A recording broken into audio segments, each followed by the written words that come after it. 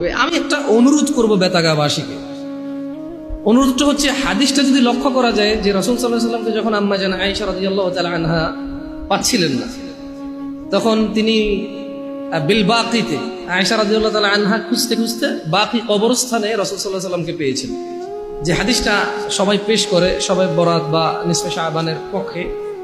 তো সেই হাদিসটাও আমি বেশ কয়েকবার পড়ে এবং এর বাংলা অনুবাদ পড়ে খুব অনুভব করার চেষ্টা করেছি। তো অনেক অনুভব করার পরে কিছু করতে হবে এমন কিছু পাইনি। হাদিসটা হচ্ছে যে আম্মা জান আয়েশা রাদিয়াল্লাহু তাআলা আনহা যখন রাসূল সাল্লাল্লাহু আলাইহি ওয়াসাল্লামকে পেলেন না, তখন খোঁজাখুঁজি করে পেলেন বাকি কবরস্থানে। তো রাসূল সাল্লাল্লাহু আলাইহি ওয়াসাল্লাম, এটা প্রমাণ হয় যে রাসূল সাল্লাল্লাহু আলাইহি ওয়াসাল্লাম আম্মা জান আয়েশা রাদিয়াল্লাহু তাআলা আনহার সঙ্গে ছিলেন, ওনাকে ডেকে নিয়ে যাননি।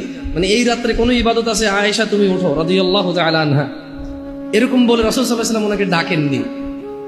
এবং যখন বাকি কবরস্থানে রাসূল সাল্লাল্লাহু আলাইহি ওয়াসাল্লামকে আম্মা জান আয়েশা রাদিয়াল্লাহু তাআলা আনহা ওখানে উপস্থিত পেল, তখনও আম্মা জান আয়েশা রাদিয়াল্লাহু তাআলা আনহার ওই হাদিস থেকে এমন কিছু পাওয়া যায় না যে আয়েশা রাদিয়াল্লাহু তাআলা আনহা বলেছে যে যখন রাসূল সাল্লাল্লাহু আলাইহি ওয়াসাল্লামকে তিনি পেয়েছেন, রাসূল সাল্লাল্লাহু আলাইহি ওয়াসাল্লাম ওনাকে কিছু আমলের নির্দেশ দিয়েছে, অথবা আমলের পরামর্শ দিয়েছে, অথবা আমল করার ব্যাপারে উদ্বুদ্ধ করেছে, বা অন্য কোনো সাহাবীকে ডাকতে বলেছে, বা ওই সময় রাসূল সাল্লাল্লাহু আলাইহি ওয়াসাল্লাম অন্য কোনো সাহাবীকে ডেকে নিয়ে ওই জায়গায় উপস্থিত ছিল, এমন কিছুই কিন্তু ওই হাদিস থেকে পাওয়া যায় না।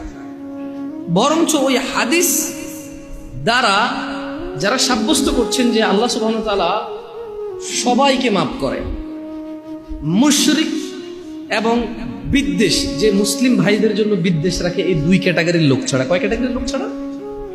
তো আপনারা যদি দেখেন, বাংলাদেশে এখন টেলিভিশন চ্যানেল খোলেন, ইউটিউব চ্যানেল খোলেন, ফেসবুক চ্যানেল খোলেন, অথবা চায়ের দোকান, মসজিদ মাদ্রাসার বারান্দা, শুধু বিদ্বেষ চলছে, শুধু বিদ্বেষ চলছে।